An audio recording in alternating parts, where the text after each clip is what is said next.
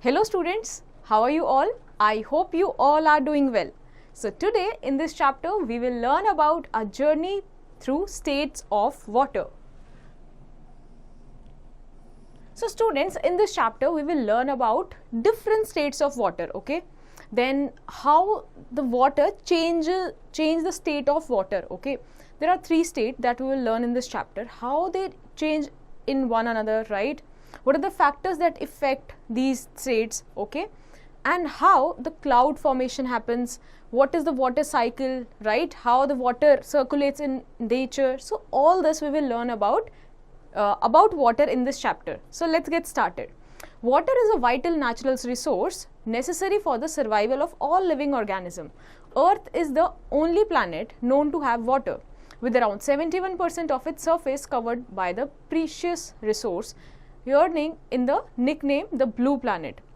Water is not only the crucial for drinking but also plays a key role in agriculture, industry and maintaining environment. So student, water is one of the most vital natural resource, right? Why we are saying it is natural? Because it is found naturally in the environment, right? We have not made it, right? It was there before us, right? It is there after us. So it is the natural resource, okay? And why it is important? Because our body is itself made up of 70% of water, right? Each and everything, our body, then plants, right? Every living organisms need water for their survival, okay? Even plants also require water for their survival, for making energy. Now, if I talk about the earth, our planet earth, so our planet earth is covered with 71% of water, which means that only 30% is land, okay? So that's the reason it is called the blue planet, right? Because it looks like a blue. It looks mostly like blue from the space. So it's called a blue planet, right? So it has various purposes, not just in for the survival of human beings, plants, but also for various purposes like agriculture, industry and maintaining environment also, okay? So now, although this is how our earth looks like, okay? If we talk about 71% is water and the rest is land, okay? So although earth has an abundant supply of water, about 97% of it is in seas and oceans, making it too salty for direct consumption. So we all know that the water in the seas and ocean is salty, right? When we go on beaches and we see, and sometimes it gets into our mouth also, right? So we get to know that the water of the seas and ocean is salty, very salty, that too, right? So the 97% of the water, that this 71%, okay, this water, now 97% of this water is what is present in seas and oceans, which means that it is not direct, it is not fit for consumption. It is very salty. So this leaves just around like 3% as a fresh water. However, nearly 2% of this fresh water is trapped in the glaciers, ice caps or deep underground, making it challenging to access. So now see, 97% water. Now how much is left? Only 3% water, okay? Out of this 3% water, only 2% of water is a fresh water that is drinkable, but it is trapped in glaciers, ice caps, deeper underground, right? And these are the places from where we cannot take water easily, right? It is challenging to access these places. Now consequently, only about 1% of the earth's fresh water is accessible, which is found in groundwater, river, lake, pond and stream, right? So out of this 2%, it is stored in what? Trapped in glaciers, ice caps, deep underground, okay? And the rest one is the fresh water, okay, that we can consume and is present in the groundwater, river, lakes, which is accessible, okay? So can you see, we have lots of water, but out of the lot of water, we can only consume and we can only access only 1% of that, okay? Now let's do one activity to understand and to observe the change in state of ice and conclude if ice and water are the same substance. So here we talked about glaciers, ice caps, okay? So let's first understand whether this ice we talk about and the water, are these two same thing, or are they different things? Okay, so let's understand that through an example. So what you have to do is place an ice cube in a cup and leave it on the table. Observe the ice as it melts over time. Okay, so take a cube of ice, okay, and then keep it aside outside the refrigerator for some time. It will melt, right, because the temperature is different from the refrigerator, right? So as the ice cube kept in the cup, it slowly melts and turns into water. You will notice that the ice changes from solid to liquid state. So when the ice melts, it will become liquid, right? So what's that? It's the liquid water, right? So the ice and water are indeed the same substance, just in different states. So ice is a solid form while water is a liquid form, right?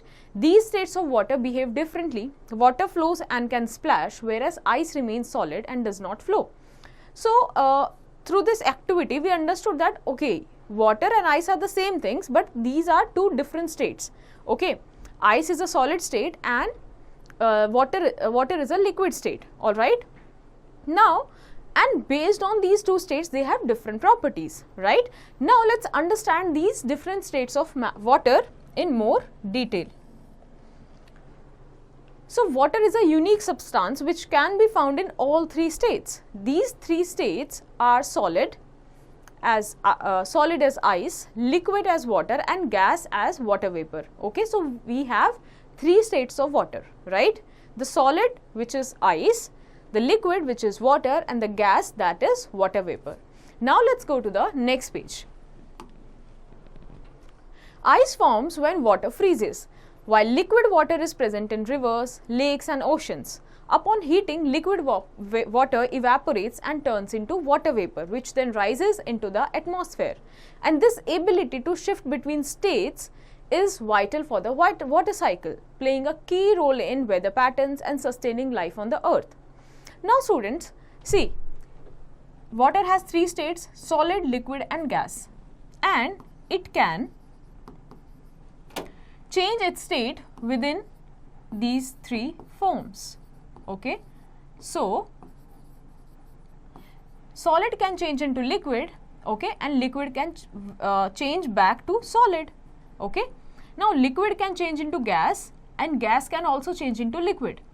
Same goes for this. Gas can change into solid, and solid can change into gas.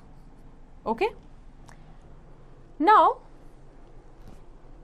students, these three states of water is very important, right? And that's the reason, since water is circulating in the environment, right? We'll understand about water cycle, how this water circulates exactly in the nature, but these three states exist. How come? Solid, ice caps, right? Then glaciers exist in solid form. The water in rivers, lakes, pond, groundwater, these all exist in liquid, and the water vapor, or you can say the cloud, that exists in the gaseous form. Okay, it is because of these three states that the water can circulate in the nature efficiently. Now each state of water contributes to various natural processes, from providing habitat to regulating temperature, highlighting its importance in maintaining environmental balance and supporting life. So it is because of these three states that circulate within the environment that they may maintain a balance to support a life. Okay, now what are the properties of these three states of water, right? Why the water exists in these three states, right? So students, we know that water can exist in these three forms. That is what? The ice, liquid, right? Ice in solid form, liquid in water, water vapor as gas, right? So each form has its own unique property, okay, as shown in the given table. So we'll understand that through that table. So understanding these properties helps us to see the different roles water plays in nature. For instance, ice has a fixed shape and size, while liquid water flows and takes the shape of the container. Water vapor as a gas spreads out to fill any space. These unique features allow water to take part in important processes like freezing, melting, evaporation, which are essential for our environment. So student, These three states have their different properties, right? They have their own unique properties. For example, if you talk about ice, it is solid in nature, right? It don't flow, right? It cannot move like gas, okay? So it stays there in a perfect shape. Now if you talk about water, right, it is in liquid form, it flows. So therefore it flows in what? The rivers, the lakes, okay? Now we have gaseous also. So gaseous states make sure that the water when evaporate, okay, it becomes the cloud, okay? It is because of these three states that water is moving in the environment in a circular motion. Now students, do you know ice and water are two forms of same substance, H2O, okay? So water is written as H2O in chemistry, okay? So what is H here? It is hydrogen and O is oxygen, all right? Now students, water flows and splashes while ice is solid and remains still. So when water freezes, it expands and becomes less dense, causing ice to float. This floating ice provides insulation, preventing bodies of water from freezing completely and safeguarding aquatic environment. This property is also crucial for maintaining the balance of life in cold environment. So student, water has a very unique property, right? It is a very unique property of freezing. So what happens is, when it freezes, okay, at a after a particular temperature, right? So see, whenever a thing freezes, right, what is happening? When it is freezing, the molecules are coming close, right? So it has become denser, right? So this is normal thing, right? But what happens in case of water? After 4 degrees Celsius, when it drops to 3 degrees Celsius, 2 degrees Celsius and 1 degree Celsius, right? After it drops from 4 degrees Celsius, the water does not contract, rather it expands, right? So it expands, and that's the reason it makes the ice float on water, right? So basically the water that freezes beyond 4 degrees Celsius is less denser, right? And that's the reason it floats on water, okay? So this is the reason whenever you see at a lake, okay, whenever we see a lake, what happens is the surface water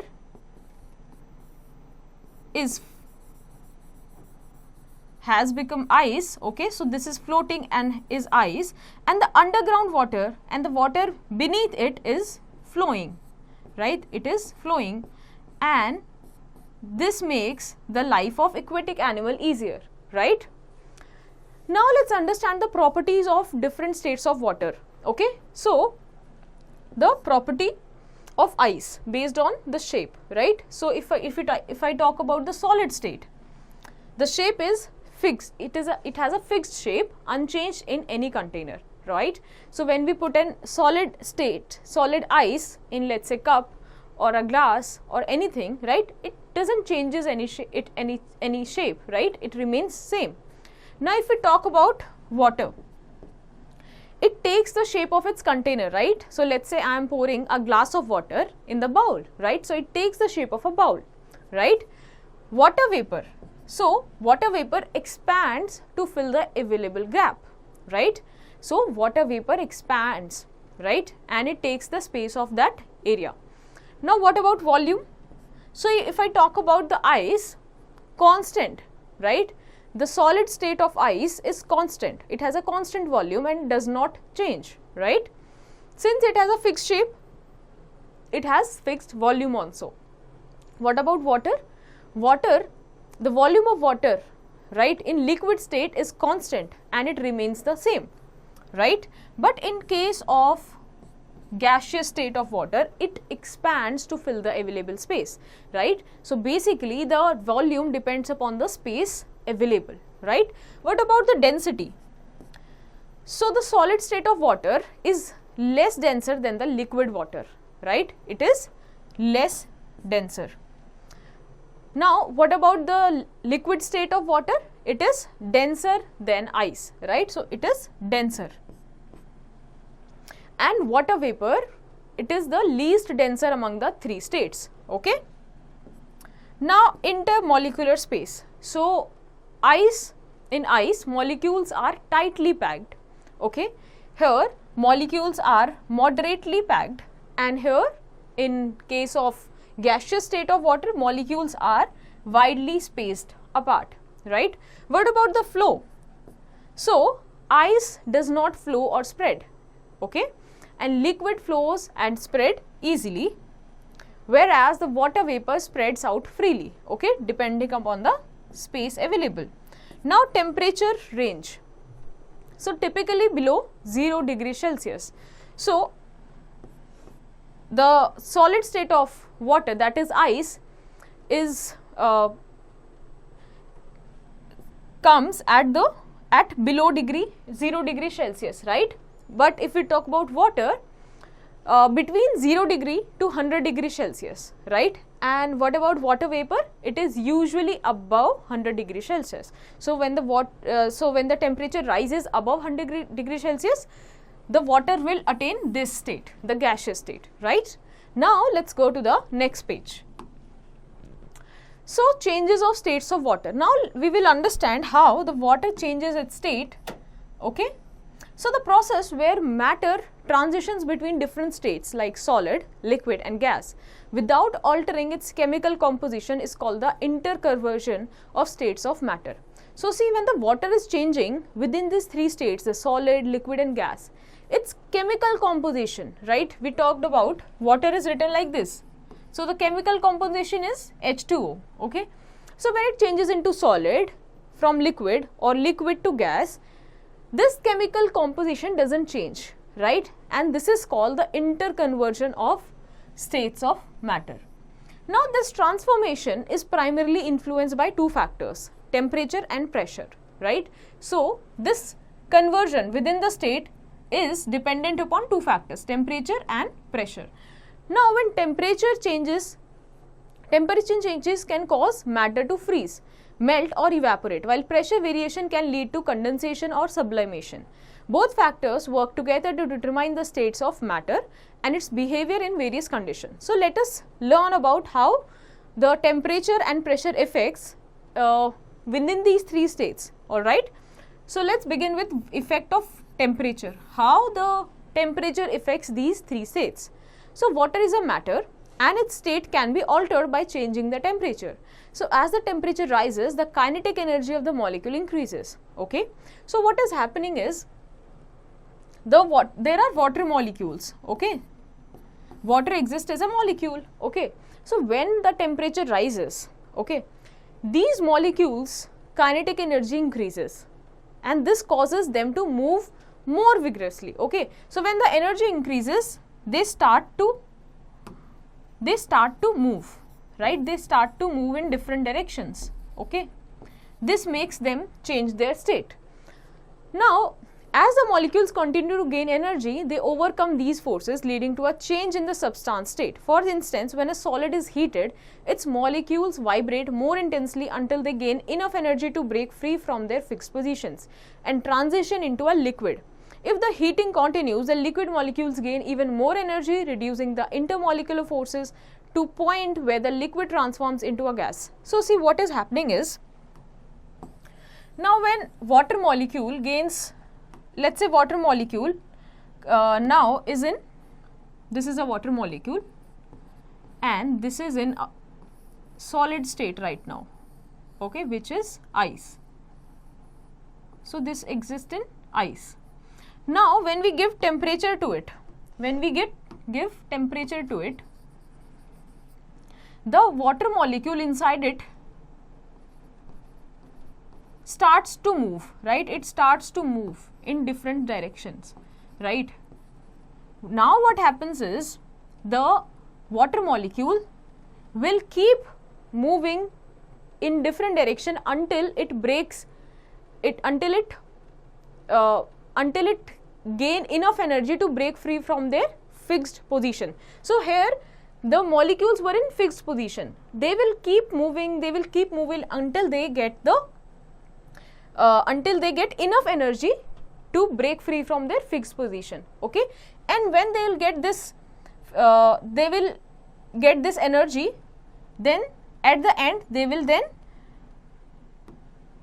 change into the liquid state. Okay, they will become the liquid.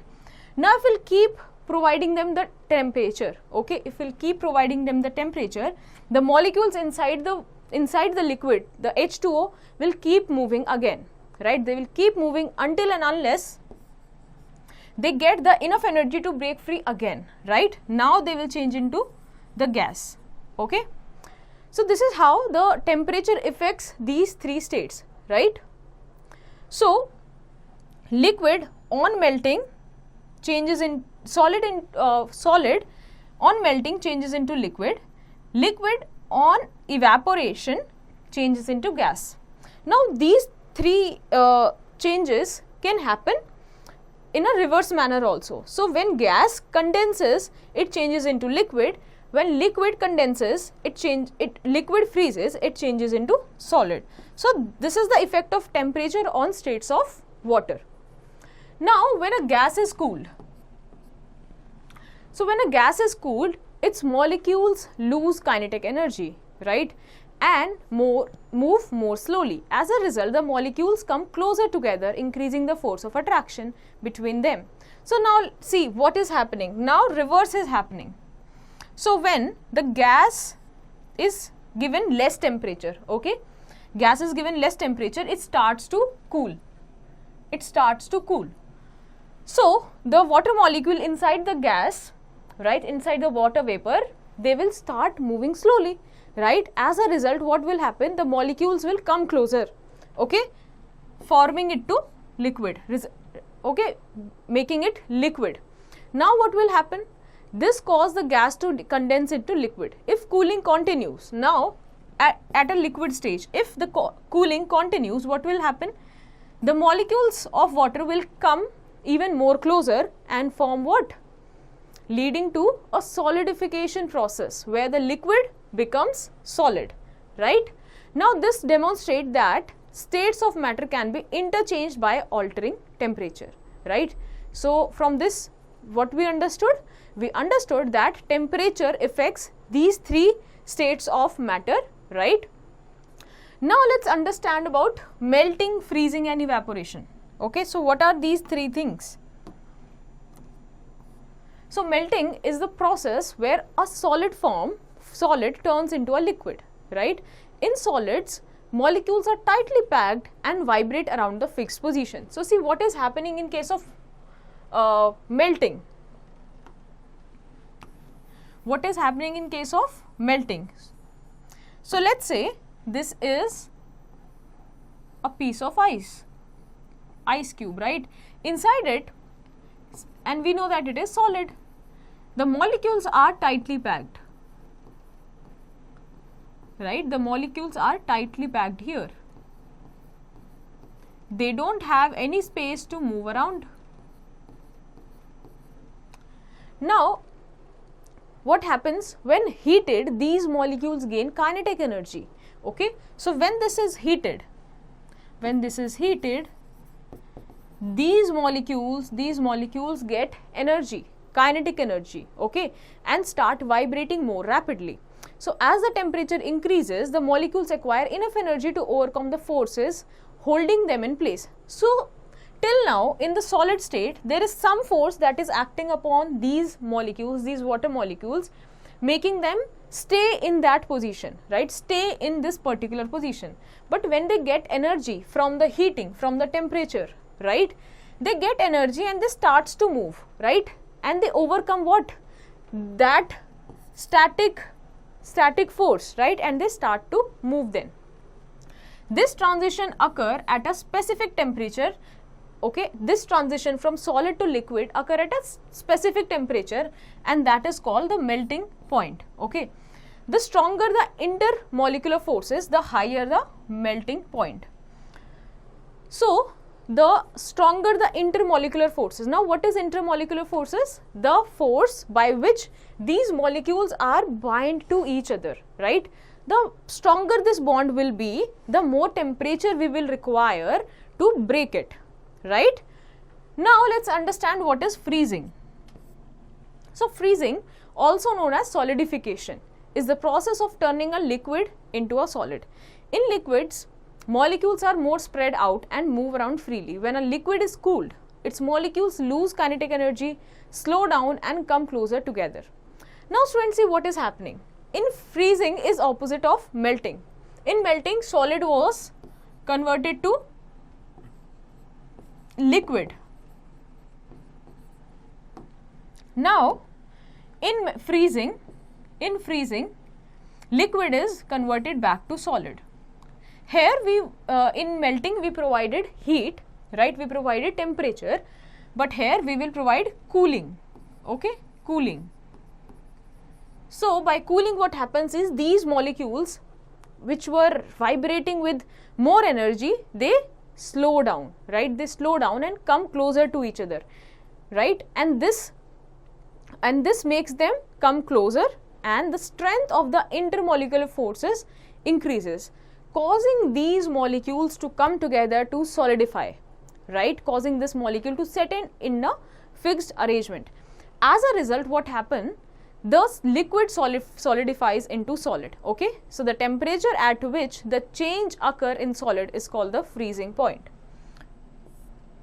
right? So the temperature, the point where the liquid turns into liquid, it's called the freezing point. Okay, now let's understand what is evaporation. So evaporation is the process where a liquid changes into gas at any temperature. Now what is happening here? Liquid is changing into gas.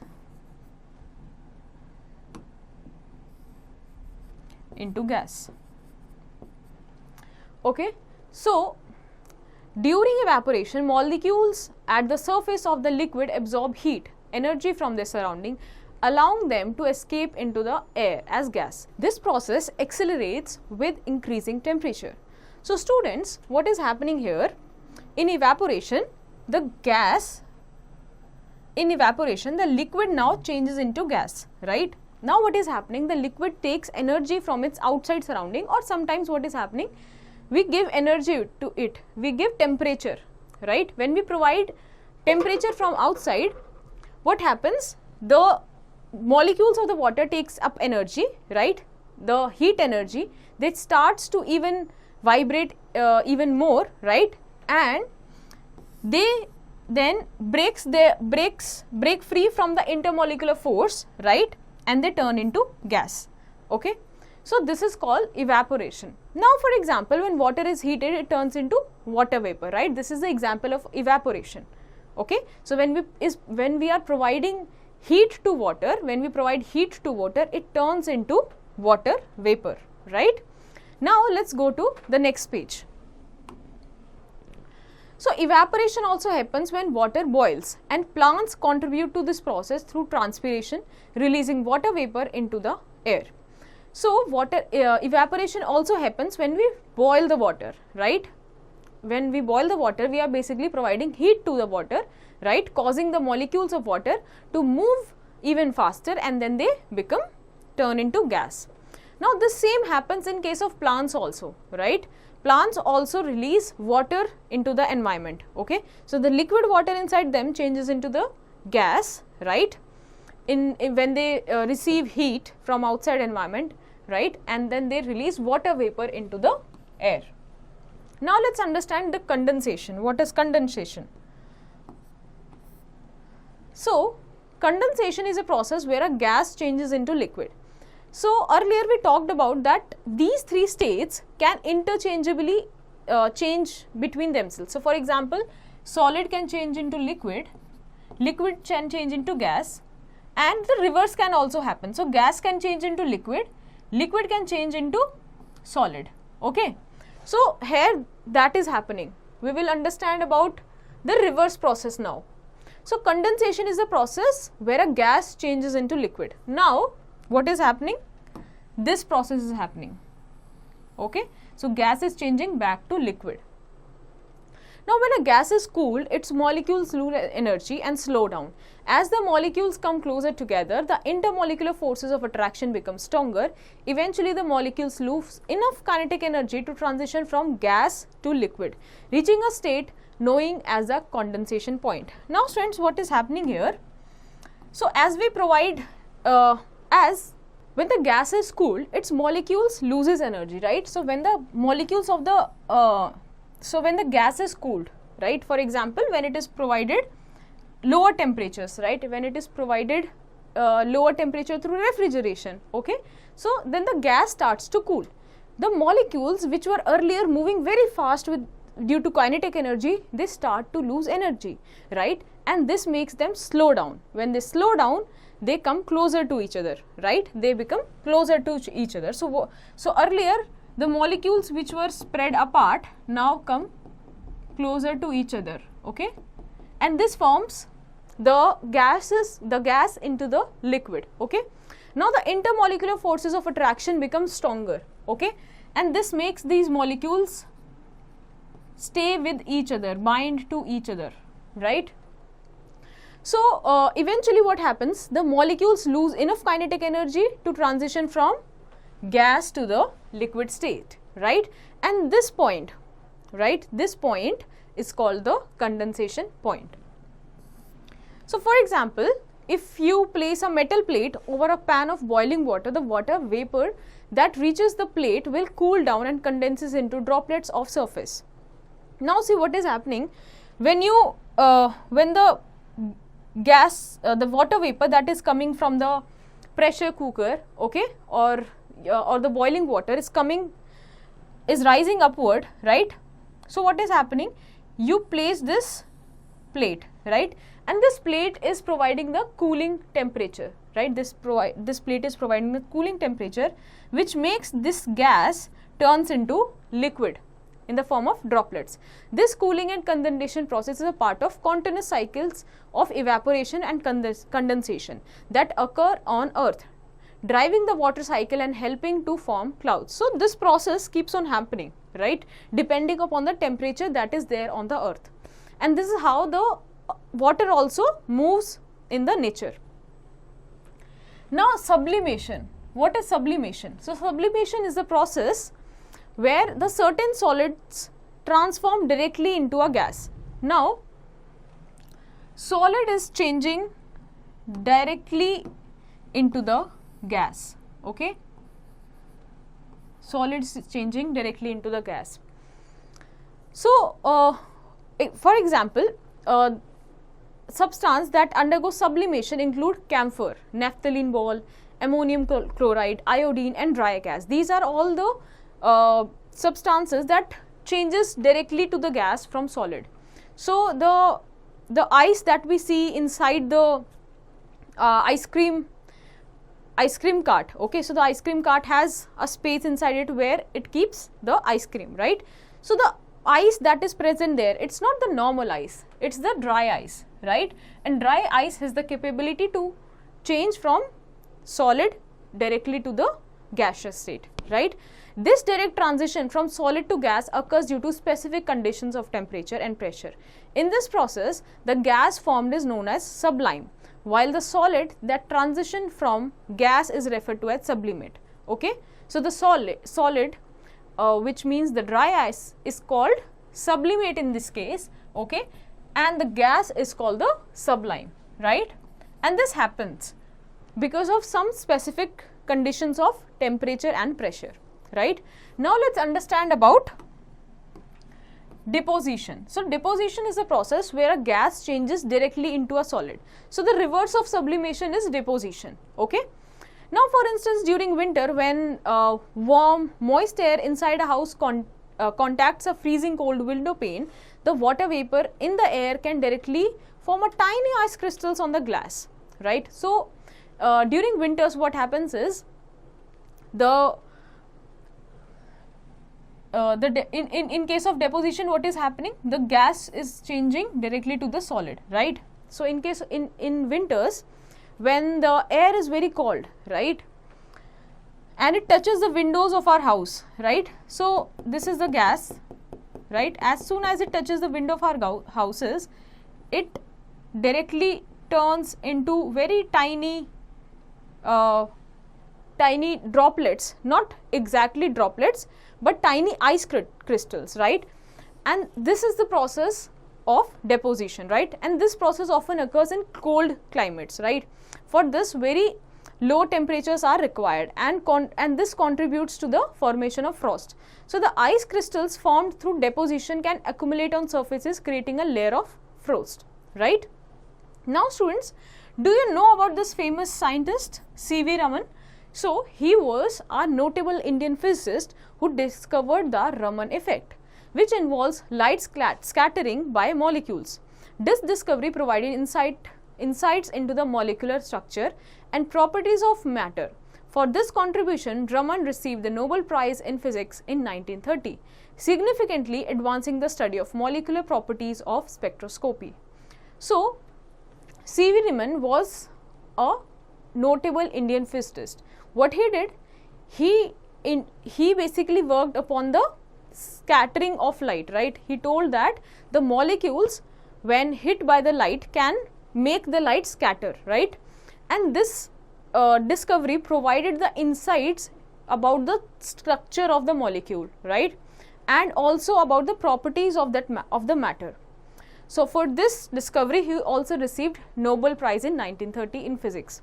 Now students, let's do one activity to find out if water can seep through a plastic plate and to understand how water disappears. So let's do one activity.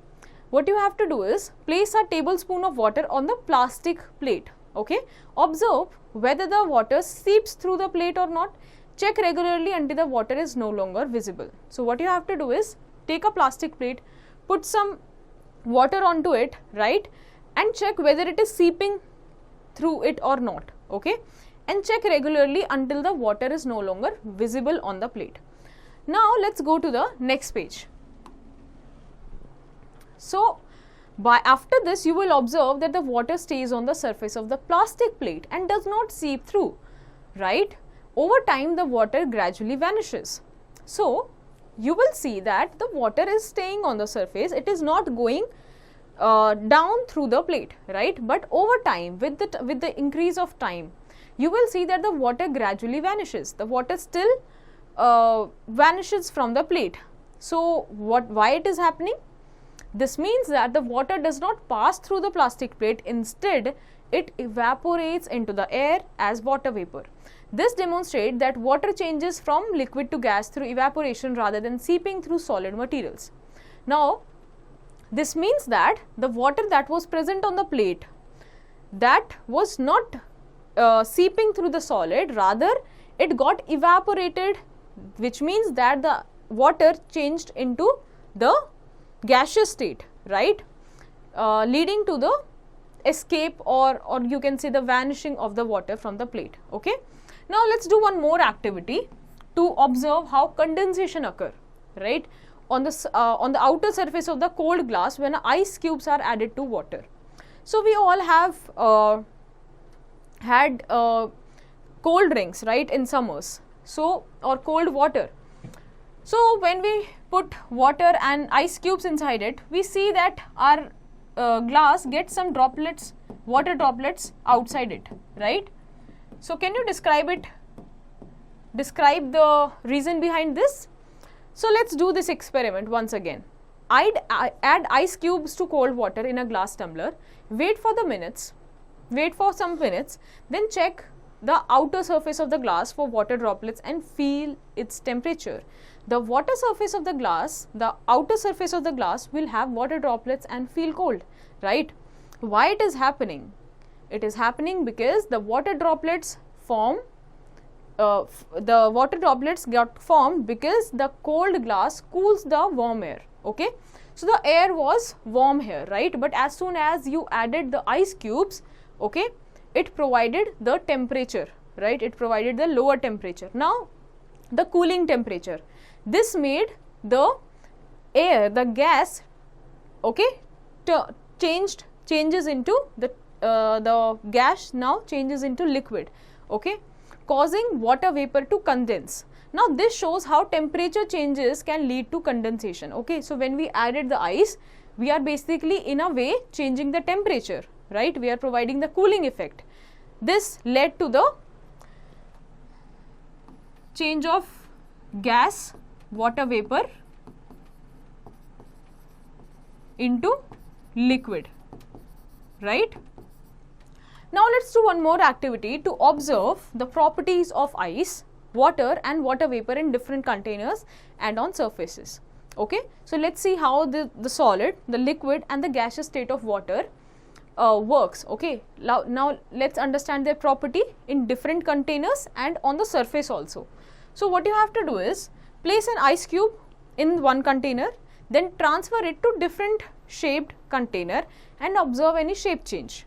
Now do this for water. Pour water between containers of different shapes and note how it flows and changes shape. Now pour water on a clean surface and observe how it spreads. Compare the behavior of water with that of liquid. Now what you have to do is take a ice cube, right? Put it in a container, then change the container. Okay, put that ice in different container. So observe whether you observe about the shape of ice, right? Is it changing or not? Do this same thing for water. Okay, now after this experiment, you will observe that ice keeps its shape until it melts, right? The ice will not change its shape until it starts to melt and then takes the shape of the container. So liquid water adapts to the shape of its container and spreads onto the surface. So water is changing shape as with the change of container, right? Water vapor dispenses quickly into the air and does not spread like liquid water. Okay, so this is what we understood from this activity, that ice conforms to the shape of its container when melted, right? It remains in that shape, while water adjusts to the container's shape and spreads on the surface, while water vapor dispenses rapidly into the air. Okay, now let's go to the next page. So now let's understand what affects the evaporation. Okay, what are the factors that affects this evaporation process? We understood that the temperature and pressure affects these change in state, but what are other factors that affect the evaporation? Evaporation is influenced by several factors such as temperature, surface area, airflow, humidity and pressure. So for instance, if you hang a wet cloth outside on a hot day compared to a cold day, you will notice that it dries much faster on the hot day, right? So see, evaporation is what? Basically when liquid changes into gas, right? Now this evaporation is affected by various factors like temperature, surface area, airflow, humidity and pressure. For example, when we hang a wet cloth outside on a hot day, right, as compared to the cold day, it dries very quickly, much faster as compared to the cold day, right? So this is because the warmer the temperature, now we are talking about temperature here, it is because of the warm temperature, right, and the better airflow, right, the evaporation happens, the evaporation also increases, the speed of evaporation increases. Using a fan or placing the cloth in a windy spot can also help it dry faster. Okay, so here we are basically increasing the airflow. Now the following factors affect evaporation. First is temperature. So higher the temperature, higher temperatures increases the energy of molecules leading to faster evaporation, right? So we all know this. So as the temperature rises, the rate of evaporation, right, the rate of change of liquid to gas also rises. For example, water evaporates more quickly on a sunny day compared to a cooler day. If we talk about surface area, so surface area is the second factor that affects evaporation. A larger surface area allows more molecules to escape. So see, when the surface area is larger, let's say this is a plate this is a container where the water is kept, and this is a container where water is kept, right? Which has more surface area? This one has more surface area, which means that the water is more spread in the larger container, right? So spreading a wet cloth out will dry it more faster than if it were folded, right? So when we spread our clothes to dry, right, it dries faster, okay, as compared when we put them as folded. Now the third factor is airflow. So good air circulation removes evaporated molecules from the surface. So this promotes faster evaporation. So when we use a fan, right, fan means what? When we use fan, we are basically increasing the airflow, and this increase in airflow enhances the effect of evaporation, right? So using a fan can enhance the effect by moving air over the wet surface. Now humidity. Lower humidity means the air can hold more water vapor, right? So let's say lower humidity means that the air has less amount of water, okay? This means that for example, if let's say again take the example of the wet clothes that we kept for drying, okay? So the water that evaporates from the wet clothes now can go into the air, right? Because the air has lower humidity, lower number of water vapor, okay? This accelerates the evaporation process. In dry climates, evaporation happens more rapidly compared to the humid condition. When humid condition is there, which means that the air has more water molecules, okay? So this reduces the rate of evaporation. The other factor is pressure. So lower atmospheric pressure makes it easier for molecules to escape into the gas phase. So when the pressure is lower, it makes the molecules easier to escape, okay? Now this increases evaporation. At higher altitudes where the pressure is lower, evaporation occurs more quickly, okay? So at higher altitudes, in mountains for example, the pressure is lower there, okay? And that causes evaporation to happen more quickly. Now let's understand some additional factors that affects evaporation. So fan, like using a fan enhances airflow, speeding up evaporation. It helps to move moist air away from the surface, allowing for quicker drying. So when we use fan for drying our clothes, what is exactly happening? We are basically providing it a better airflow, right? The air can flow through the wet clothes, right? Allowing the quicker drying of the clothes. Now drying cloth. So placing a cloth in a well ventilated area helps it dry faster. The constant movement of air over the clothes prevents moisture from accumulating. So when we put our cloth in a well ventilated area, we are basically providing it a good airflow and providing it a lower humidity, right? So the constant movement of air over the cloth basically increases the rate of evaporation.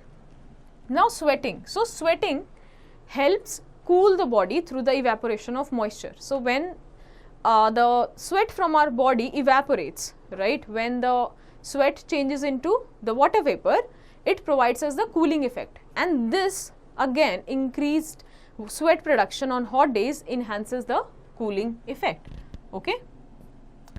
Windy day. So wind increases airflow, aiding in quicker evaporation. A windy day will evaporate water from surfaces faster than a still day. So here we are basically again providing airflow, right? Better airflow during a windy day. Now what about hot days? So warm temperature boosts evaporation rates. Here we are working on temperature. So when we provide higher temperatures, right, so the evaporation rate goes up. On a hot day, the increased heat spreads up the transition of water into the vapor. What about rainy day? So higher humidity from rain can slow down evaporation. Why? On rainy day, the air already has a good amount of water vapor, right? Good amount of humidity in air. That can slow down evaporation. So the air is already saturated with moisture, making it harder for additional water to evaporate. Okay, so these were some factors that affects evaporation.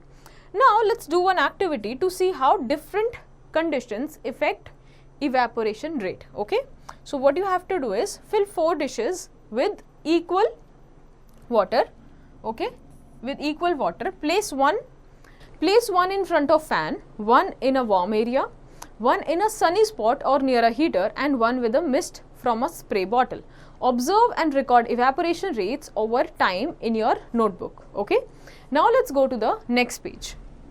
So you have to keep the water in 4 different conditions. Okay, one with the fan, one with a warm area, one in a warm area, third with the sunny spot, and fourth with the mist, right? You will observe that the fan and the sunny spot or with the heater, the dish evaporate the faster, right? The water in the dish evaporate faster. The warm area and the wind condition also speed up evaporation, but in case of the mist, the dish with mist evaporated the slowest due to higher humidity. Okay, so due to fan, due to sun, the rate of evaporation increased. Okay, but in case of warm areas and windy condition, that also increased the evaporation, but not that much. But in case of mist, right, when the water is already there in the environment, it has higher humidity in that condition, right, and that's the reason in case of fourth, right, the evaporation is the slowest. So this means that higher temperature, airflow and lower humidity increases evaporation rates, while higher humidity slows the rate, right. Now let's do one more activity to observe how evaporation rates changes with surface area. So we talked about surface area also, right? With the larger surface area, there would be more evaporation. So let's understand this through an activity. So pour equal amount of water into a small bottle, cap and a plate. So put some water into a bottle, okay, and put some water in a plate. Now place both side by side and time. Place both side by side and time how long it takes for the water to evaporate completely. Provide these both things the same condition, okay, and then note the time how much they are taking to completely or to basically evaporate the water. Now you will see that water evaporates faster from the place due to its larger surface area compared to the bottle cap. So you will see that the water that is placed inside the plate evaporates faster as compared to the water in the bottle. Okay, so a larger surface area increases the evaporation rate. This means that it has larger surface area, right, and this is increasing the evaporation rate. If milk were used, it would likely evaporate more easily because of its different properties. Okay, so if milk were used instead of water, it would likely evaporate more slowly, right, because it has different properties, because it doesn't have only water inside it, it has more substance in it also. Now let's do one more activity to study how sunlight and shade affect the rate of evaporation. So here we will understand the effect of sunlight and shade on the evaporation of water. So what will you require? 2 identical bottle caps, water, a sunny area and a shaded area.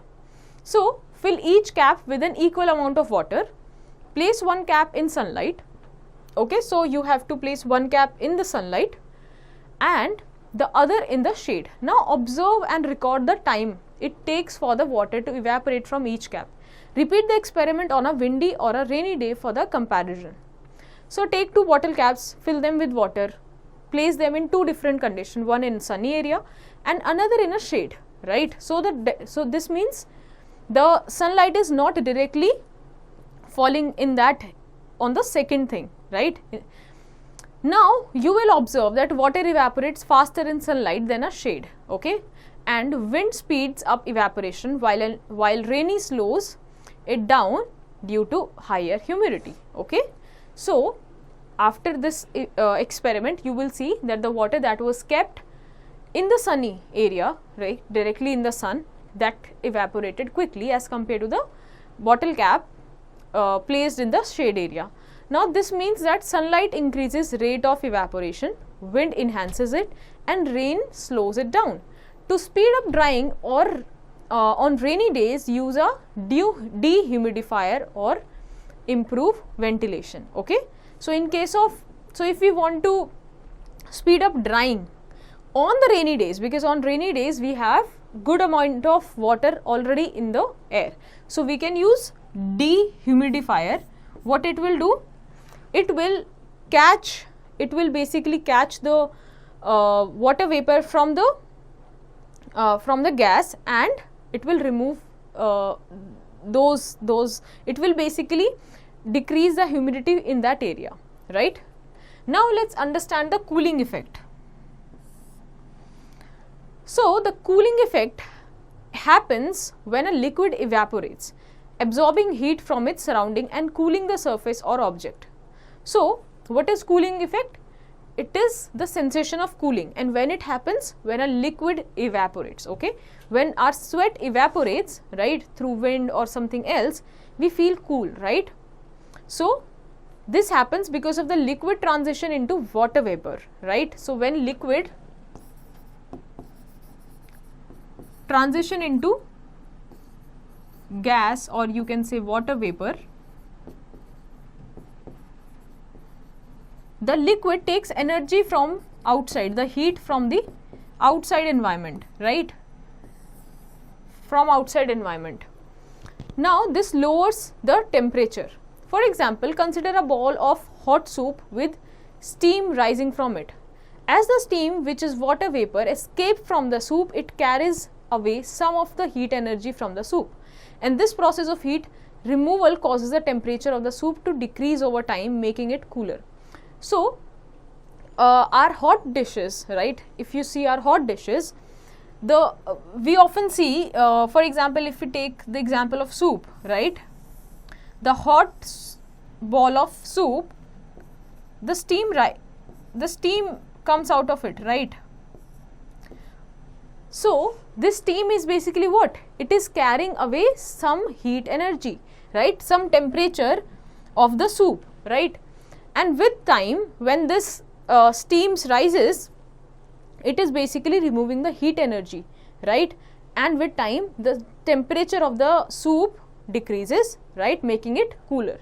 Similarly, when water evaporates from a surface such as damp cloth or your skin, it absorbs heat from the surface. As the water molecules leave the surface and enter the air as vapor, they take some of the heat energy with them, right? So again, when the liquid is changing into gas, or you can say our sweat, when the sweat on our body, it basically takes energy from outside, right? Our bodies are already hot, right? Are already hot in summers, right? So basically the sweat takes energy from there, our body, and it turns into water vapor, right? And that's the reason we feel cool. This transfer of heat results in the surface of feeling cooler. So whether it is a cloth drying on a hot day or a sweat, we feel cool, right, on this evaporation. Now let's go to the next page. So the cooling effect basically helps to reduce the temperature of the remaining water or surface, right? Now evaporation causes cooling. Okay, this is what we understood right now. Now what are the factors that affect cooling? So the cooling effects of evaporation is influenced by several factors. First is temperature. So higher temperature, speed of evaporation, right? We know that, we studied just now that the higher the temperature, higher the speed of evaporation, and we studied that evaporation causes cooling effect. Okay, so with higher temperature, speed of evaporation will increase, and this will enhance the cooling effect. The warmer the temperature, the more rapidly the liquid turns into vapor, increasing the cooling effect. Alright. Now airflow. So increased air movement accelerates evaporation and boosts the cooling effect. So these all factors are basically what? Essentially these are the factors that increases the rate of evaporation. Okay. So factors that affecting rate of evaporation also affects cooling effect. Okay. So same will go for airflow. Okay, airflow also. So moving air helps carry away vapor, allowing them more liquid to evaporate. Okay. So the more the evaporation, the more the cooling will be. Now humidity.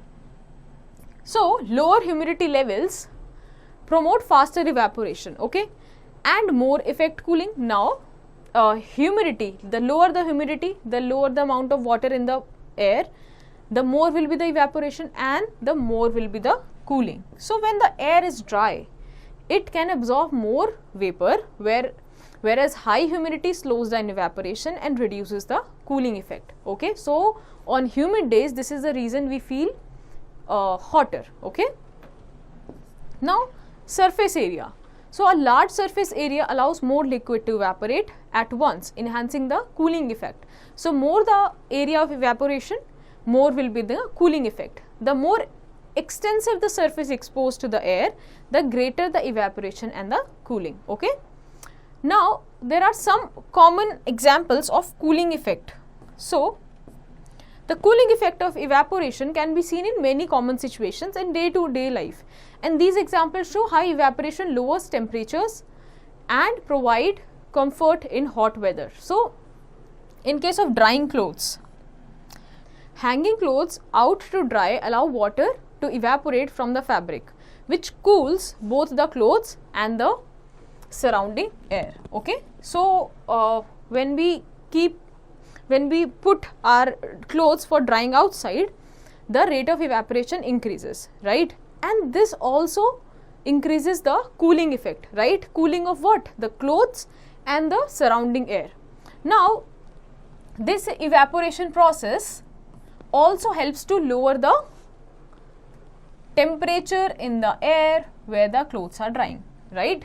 So now can you see that the cooling effect from the evaporation is happening both in the clothes, right? The clothes are drying, and it also changes the temperature of the surrounding air. Now sprinkling water on the ground. So in summers we often sprinkle water on the ground, right? During hot days especially. So in hot weather, sprinkling water on the ground helps to cool it down as the water evaporates. Okay. So during hot weathers or on a very hot day, what we do, we sprinkle water, right, on the ground. This because the ground is already hot, the water immediately evaporates, right, and provides the cooling effect. So the evaporation process absorbs heat from the surface, reducing the ground temperature. This leads to the lowering of the ground temperature. Okay. Now cooling with alcohol based hand sanitizer. So the alcohol hand sanitizer evaporates rapidly, absorbing heat from the skin and making our hands feel cooler. This quick evaporation enhances the cooling effect on your skin. So have you ever sanitized your hand using alcohol based hand sanitizer? And after using it, we often feel something, some coolness on our hands. Why it is that? Because when we apply alcohol based sanitizer on our hands, the alcohol has a tendency to evaporate. It evaporates rapidly, which means that it also provides a cooling effect, right? And this cooling effects basically is what we feel. Now using a fan. So a fan increases air circulation, speeding up the evaporation of sweat or moisture from the skin. So when we use fan, we are basically circulating the surrounding air, right? And this basically increases the rate of evaporation. Also in turn providing us the cooling effect. So the moving air helps sweat evaporate more quickly and we feel cooler. Now sweating. So when we sweat, moisture on your skin evaporates, right, drawing heat away from your body and helping to cool you down. So when the sweat from our body evaporates, basically what is happening, it is also taking the energy, the energy from our body with it, right, and turning the water into the water vapors, right. And since this is evaporation, it also comes with the cooling effect, and this is the natural process assist in regulating our body temperature, right. Now let's go to the next page. So desert cooler. What happens in case of desert cooler? A desert cooler works best on hot dry days because it relies on the process of evaporation. Now in case of hot days, right, when it is very hot, and dry days also. Dry means when the water vapor in the air is very less, okay. Now on these days, the high temperatures accelerate the rate at which water evaporates, okay. So as the water evaporates, it absorbs heat from the air, resulting in cooler temperature and more effective cooling. So what happens is, on these days the rate of evaporation is also high because of the hot day already and dry also, okay. So when the days are hot and dry, the rate of evaporation is also high, and this also comes with what? The cooling effect, and that's the reason the desert cooler works best on hot and dry days, right. It provides better cooling. Now earthen pot. So on hot summer days, water is often kept in an earthen pot or matka. So this is an earthen pot which is also called matka in Hindi, right. It is made up of mud. So in summers we often put water inside it to cool, to make it cold naturally, right. Now the pot has small holes that let water seep out and evaporate. As the water evaporates, it takes heat away from the water inside the pot, making it cooler. However, not all the water evaporates because of the high energy needed for evaporation. So see, this is, since it is made up of mud, right, it has very tiny holes inside it, right, through which the water from the matka seeps outside, right. It seeps outside, and from its surface the water evaporates, right. The water takes energy from it, right, evaporates and provides a cooling effect, making the matka and the water inside it cooler, right. Now pot in pot cooler. So this setup involves placing a smaller earthen pot inside a larger pot with wet sand filling the gap between them. So as the water in the sand evaporates, it cools the inner pot and the water inside it. So how it works? We basically take one pot, right, and place the another pot inside it and fill this gap with the sand, right, with the sand. Now we put the water, we fill this pot with water. Now as the water in the sand evaporates, as this water in this pot evaporates, it cools the inner pot, it cools this pot and the water inside it. This natural cooling method helps keep the water cooler even on hot days by absorbing heat from the evaporation process from both the sand and the inner pot. So what is happening here? It is absorbing the heat from the sand and also from the water, right, making the evaporation rate increase, and then the cooling also increases, right. Now student, let's do one activity to explore how a pot in pot cooler works and its effectiveness in keeping fruits and vegetables fresh. So earlier people used to make these kind of earthen pots and earthen utensils, right, and there were no refrigerators, right. So they used this technique, pot in pot, for keeping their vegetables and fruits fresh. So let's see and understand through this activity. So place sand in bottom of a larger earthen pot and insert a small earthen pot into it. So put one larger pot outside, place some sand inside it, and then keep the other smaller pot inside that big earthen pot. Fill the space between the pots with the sand and pour water onto the sand. Okay, so fill this sand and fill the remaining area with the sand and put the water in the sand.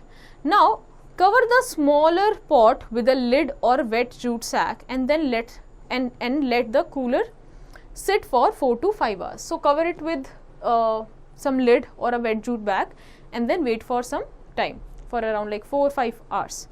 So after that you will observe that the cooler utilizes evaporating water from the sand to create a cooling effect. So when the water from this sand evaporates, okay, it provides a cooling effect inside the pot, inside this pot.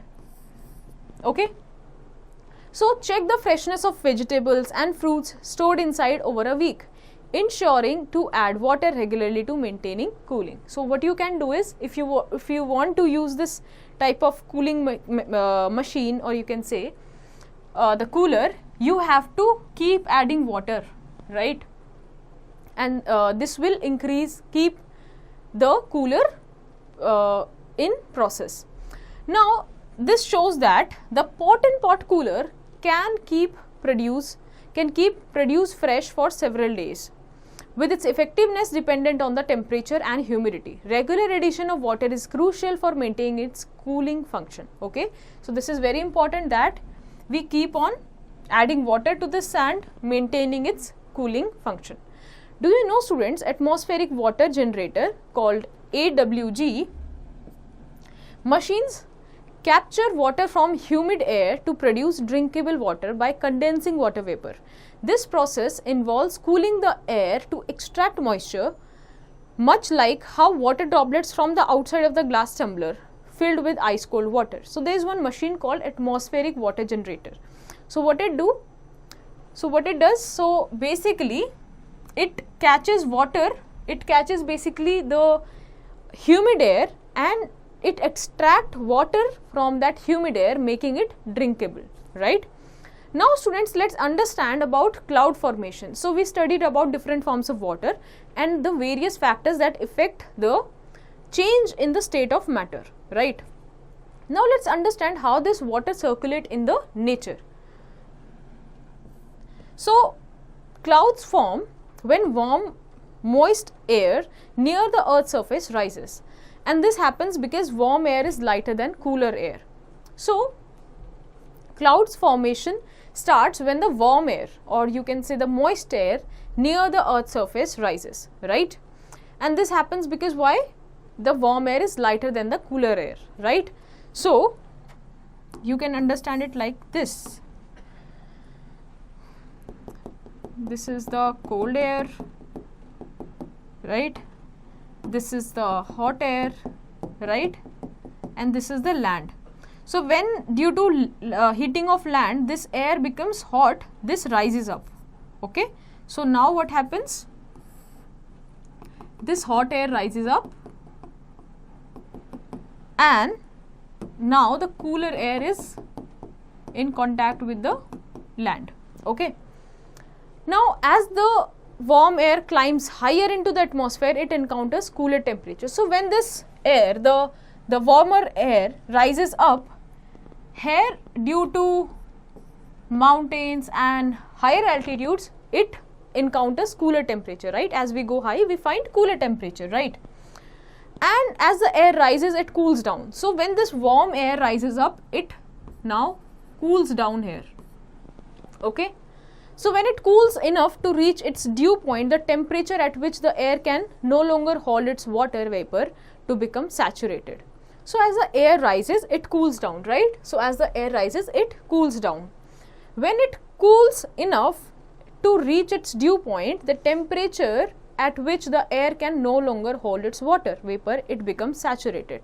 So there comes a point where the air basically gets saturated, right? It gets saturated, and now a point will come where it will then turn into, this gas basically will turn into small droplets, okay?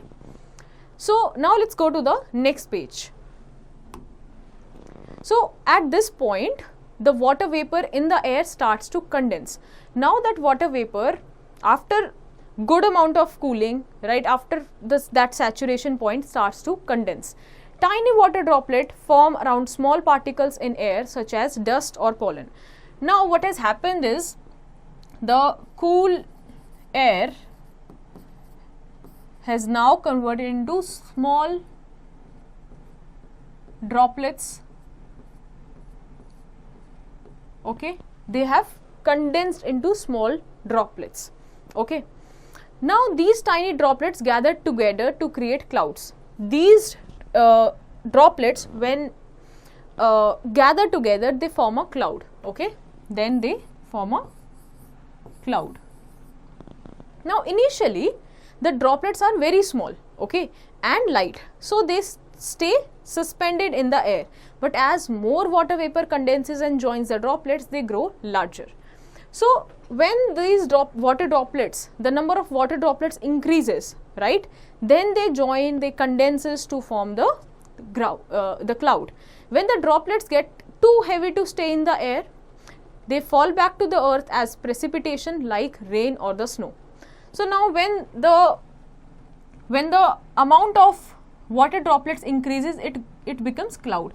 When this droplets gets too heavy, right, in the air, right, and they cannot stay in the air, then it falls in the form of rain, right, then it falls in the form of rain. This process not only forms clouds but also plays a crucial role in the water cycle. It helps recycle water by bringing it back to the earth's surface. Now see what happened. Earlier the water was here, okay, on the land, but now after the rain it has come back to the ground, right, after becoming cool air, after becoming cloud. So can you see the circulation of water that has happened? So this process not only forms cloud but also plays a crucial role in the water cycle, right? Now how clouds form exactly? So clouds are made of tiny water droplets, these water droplets,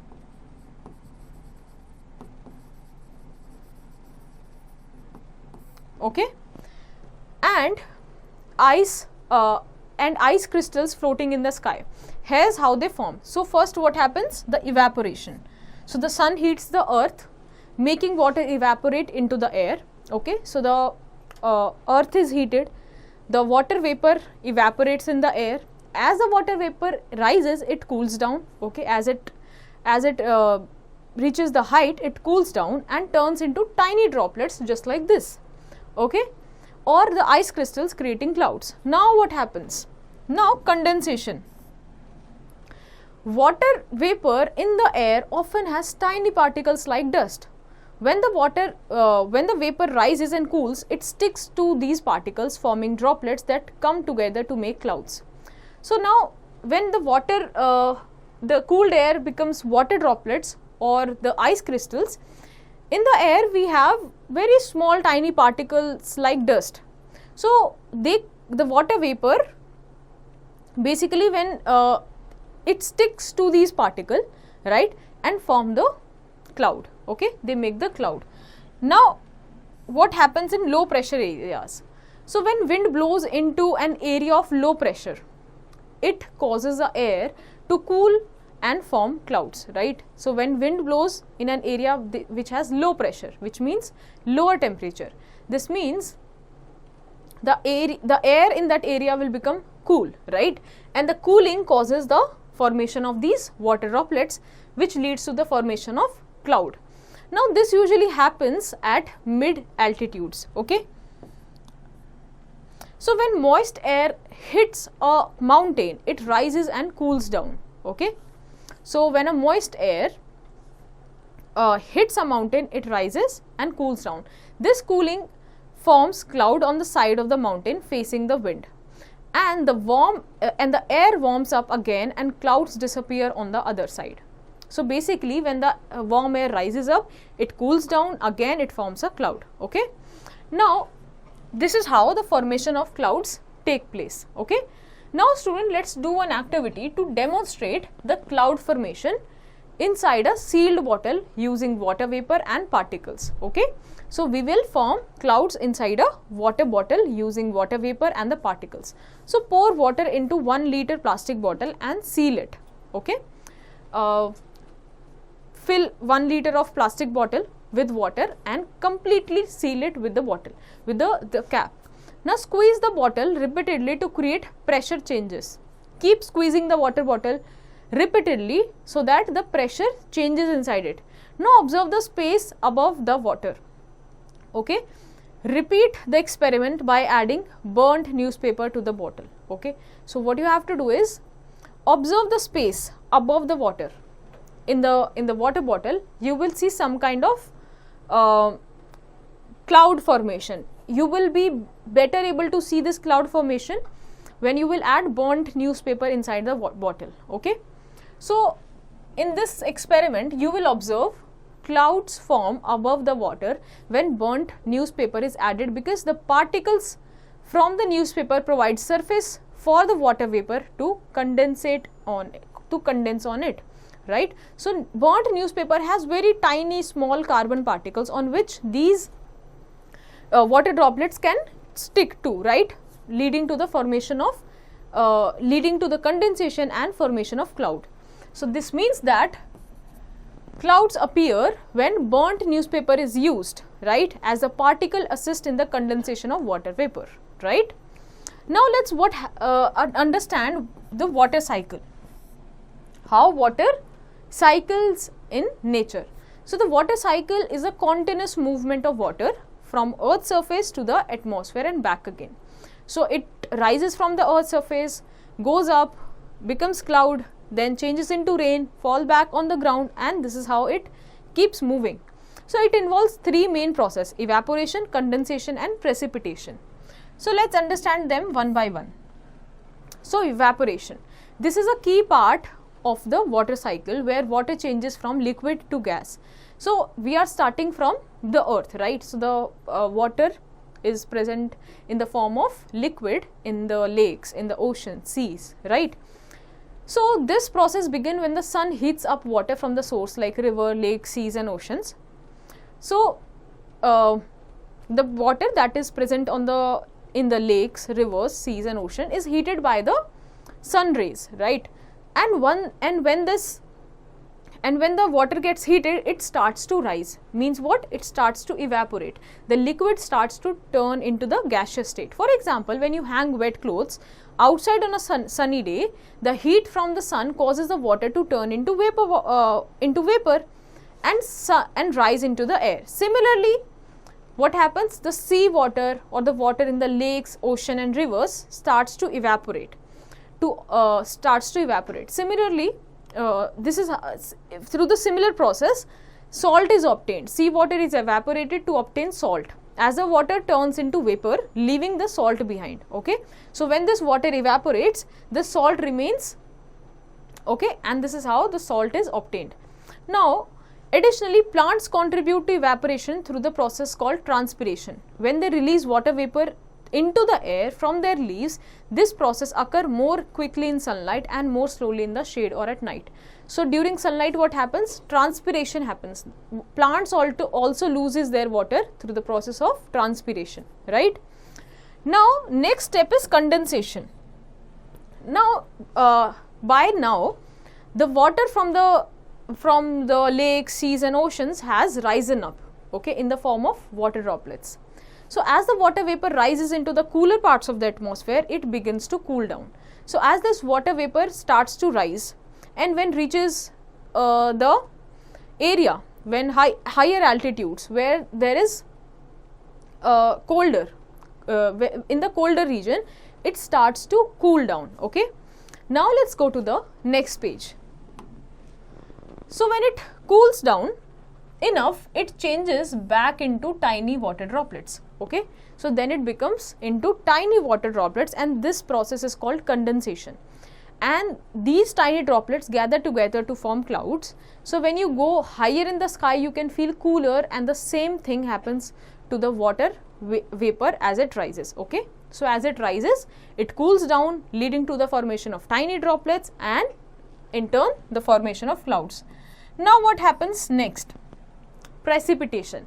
When clouds become heavy with water droplets, they release the water back to the earth in the form of precipitation. Okay, so what happens then? The water from the cloud, when the cloud become heavy, right, it falls in the form of rain, in the form of basically in the form of precipitation, and this can be rain, snow, sleet or hail depending on the temperature and condition.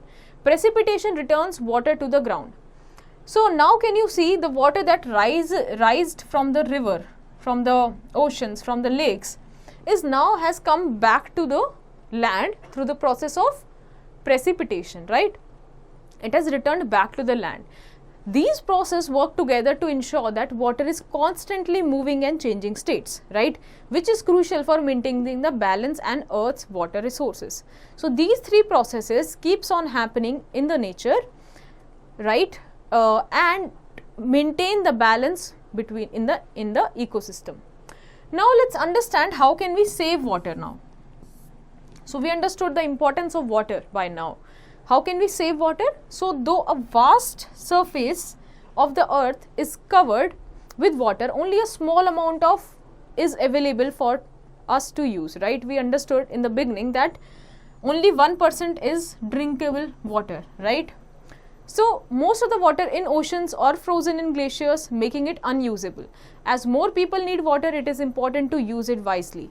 So most of the water that we have is either in the glacier form or in the oceans or in the seas in the salty water. So therefore we need to use it wisely, conserve it. By being careful, we can conserve this precious resource, right? Our small efforts can make a big difference in saving water. We use water in our day-to-day life. So by wisely using and by consciously making good choices in our day-to-day life, we can save water. So here are some points. So repair leaking taps. If you see any leaks from pipes or toilets, fix them right away. Even small leaks can waste a lot of water over time. So if there are any leaking taps or leaking pipes in your homes, so get it repaired, right? Because even a small leak can waste a lot of water over a longer time. Take shorter showers. So try to take shorter showers. Say this saves water and helps lower your water bill. So use less water to do your daily chores, right? Turn off taps. So when brushing your teeth or washing your hands, turn off the tap to save water. So when the water is not in use, try to minimize its usage. We can use water efficient appliances. So install things like low flow shower heads and dual flush toilets to use less water at homes, right? So we can install appliances which can efficiently use our used water, okay? Or we can use shower heads which provides low flow, okay? We can water plants wisely. So water your plants easily in the morning or late in the evening to reduce evaporation and keep them healthy. So we can wisely water our plants, okay? And we can also do natural farming so that the need of the water for the plants, for the crops can reduce, can minimize. Now let's go to the next page. Now let's get to the main points of this chapter. So condensation is the process of converting water vapor back to its liquid state. Water exists in three forms: solid, liquid and gas. Water changes its state when heated or cooled. Factors affecting evaporation include surface area, humidity and air movement. Evaporation has a cooling effect, and water vapor condenses into tiny droplets forming clouds which can lead to rain, hail or snow. The water cycle is the movement of water between the Earth's surface and the atmosphere. Understanding evaporation and condensation involves observation, questioning, reasoning and experimentation. Condensation on cold surfaces such as mirrors or glass is a common example of water vapor turning back into liquid. Increasing the rate of evaporation can be achieved by using fans or heaters to improve air movement and temperature. Now students, we have learned few new words in this chapter, so let's recall them. Condensation. So water vapor changes into liquid, forming droplets like on a cold glass. Freezing. Liquid water turns into solid ice when the temperature falls below 0 degrees Celsius or 32 degrees Fahrenheit. Water cycle. Continuous movement of water between the earth's surface and atmosphere involving evaporation, condensation and precipitation. So these three processes keeps on happening. Now evaporation. Liquid water transform into water vapor and rises into the air due to heat. And this also causes what? The cooling effect. So next word is cooling effect. When a liquid evaporates, it absorbs heat from its surrounding, causing the surface or object to become cooler. Pot in pot cooler. A small pot placed inside a large one with wet sand between them cools the inner pot through evaporation. So I hope students this chapter is now clear to you. So based on the learnings from this chapter, you have to revise and do the exercise in your homework.